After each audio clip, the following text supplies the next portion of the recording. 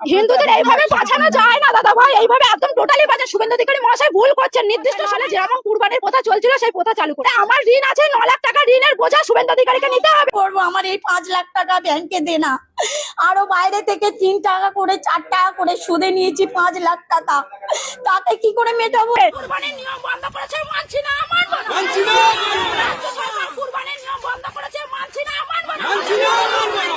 নাহলে আমার স্বামী সুইসাইড করবে বলছে, সন্তান অনাথ হবে, কিভাবে চালাবো? আমি বলছি আমাকে গুলি টানুক, গুলি টানলে আমি মরে যাব, আমি নিশ্চিন্ত হয়ে থাকবো, আমার বাড়ি কোনো মহিলা আসবে না।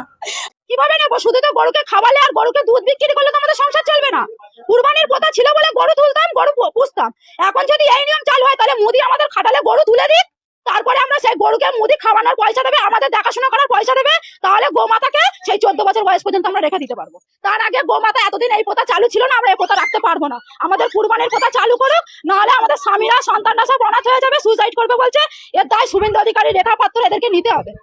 আমাদের হাতে বিষ তুলে দিক, আমরা বিষ খেয়ে মারা যাবো। তাহলে আমাদের মরতে হবে, তাহলে গরুকে অন্য মান্য ছেড়ে দিয়েছি। গরু বিক্রি না হয় বিপদে পড়লেন হিন্দু ভাইরা, একেবারে কান্নায় ভেঙে পড়লেন তারা।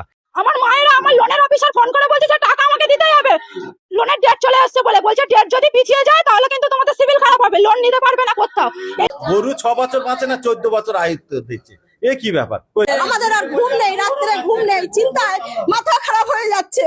আমরা কি করব? কিছুই করার উপায় নেই। বিজেপি সরকার এসে আমরা মানলাম, ভালো হয়েছে, কিন্তু এ কি সর্বনাশ হচ্ছে? ও 1 লাখ টাকা করে পাবে, আমরা কি পাবো? আমরা কি স্বামীকে খাওয়াবো? আমরা কি স্বামীকে খাওয়াবো? বেচাকেনা তো হয় না, আসছে না, পার্টি তো আসছে না, বলছে গো মাতাই হবে না, তাই এক্ষুনি আমরা কি করবো? উপায় আমরা তো এরির উপরে ভরসা করে আছি না, যে গরুর উপরে প্রত্যেক বছর একটা বেচা কেনা হয়, সবাই এরির উপরে ভরসা আছে। কিন্তু এই যে একবার বলছে হবে কুরবানি, একবার বলছে হবে না, একবার 14 বছর মমতা দিয়ে এটা করিনি তো।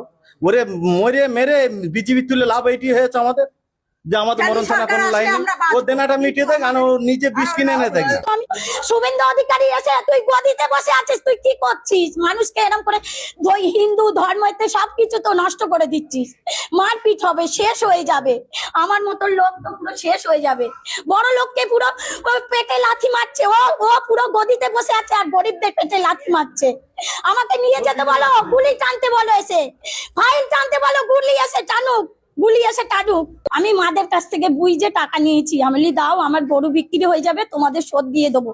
আমাদের 2 মাস কি 3 মাস সুযোগ দেয় যে তোমরা গরু পরিষ্কার করে ফেলো, তাহলে আমরা গরুটা বেচার সুযোগ পাই।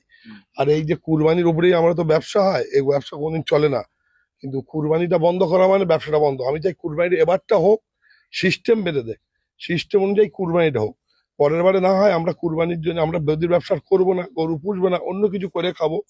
আমাদের ব্যবসার কোনো পুঁজি নেই, আমাদের ব্যাংকে লোন আছে, লোকের কাছে ইন্টারনেট টাকা আছে, ভুষির দোকান আছে, ওষুধের দোকান আছে, বিচুলি এলা আছে, সবই আমাদের দেনা করে করা। কিন্তু এই গরু বিক্রি হবে না, আবার কষাই বন্ধ, মানে তারপরে আমাদের অবস্থা খুব খারাপ। লোকে মারবে, ধরবে, গালাগালি করবে, পথে আত্মহত্যা করতে হবে।